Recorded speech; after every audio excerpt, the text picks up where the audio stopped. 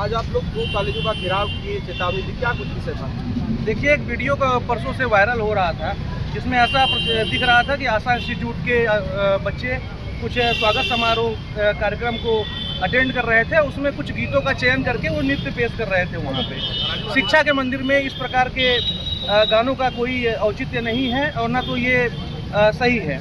ये पठन पाठन के वातावरण को दूषित करने वाला कृत्य था, जिसका करणी सेना पुरजोर विरोध करती है और समाज के अन्य वर्गों का भी समर्थन हमें प्राप्त है। इसलिए आज हम जवाब तलब करने कॉलेज प्रबंधन के पास गए थे। उन्होंने अपना पक्ष रखा, माफ़ी मांगी है, सार्वजनिक रूप से माफ़ी मांगी है और हमें विश्वास दिलाया है कि भविष्य में इस प्रकार की कोई कृत्य, इसकी पुनरावृत्ति वो नहीं करेंगे और करेंगे तो इसके जिम्मेदार वो स्वयं होंगे। करणी सेना इससे भी उग्र प्रदर्शन के लिए भविष्य में बाध्य है। पिछले साल भी उनका कार्यक्रम हुआ था, असली डांस हुआ था पिछले साल भी जी, उसकी जानकारी हमारे पास नहीं थी। एक और प्रकरण पूर्व में हमारे पास आया था, जिसमें डिग्री कॉलेज के पास एक बालिका को गुलाब देते हुए दिखा था, तो हमने उसका भी विरोध किया था।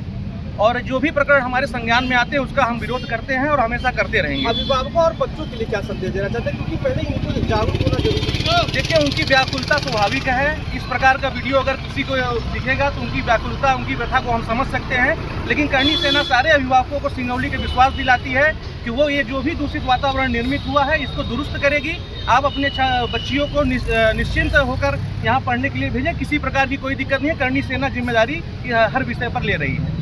और एक चीज़ मैं कहना चाहूँगा कि जो लोग हमारे ऊपर प्रश्न चिन्ह उठाते हैं कि तब करणी सेना कहाँ थी, तब करणी सेना कहाँ थी, तो ये सामूहिक प्रयास होना चाहिए। जो भी वातावरण दूषित हो रहा है तो सिर्फ करणी सेना उसके लिए जिम्मेदार नहीं है। करणी सेना के संज्ञान में जो मामला आएगा उस पर वो कार्यवाही करेंगे और उसको दुरुस्त करने का पूरा प्रयास करेंगे। एक छोटा सा सवाल और है, जो कॉलेज के प्रोग्राम हो रहे हैं, कॉलेज में नहीं होटलों में हो रहे हैं, कहीं इस पर भी एक बड़ा सवाल खड़ा हो। देखिए, आखिर बैनर तले तो कॉलेजों के ही हो रहा है, चाहे वो कैंपस कॉलेज का हो या फिर कहीं और। ये तो कॉलेज का नाम होटलों में चल रहा है, बच्चे वहाँ जा रहे हैं, अभिभावक नहीं है, इसके पीछे क्या राज हो सकता है? सवाल तो बहुत सारे हैं। इसकी सबसे बड़ी वजह है कि सही मापदंड के आधार पे विद्यालय हो चाहे महाविद्यालय हो, उसको जो अनुमति मिली हुई है संचालन करने की, जो मान्यता मिली है, वही गलत तरीके से दी गई है।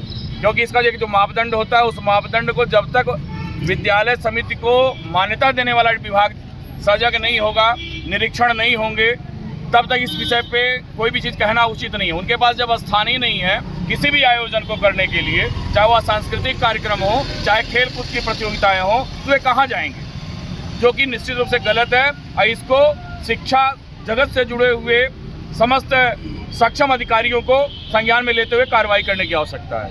धन्यवाद।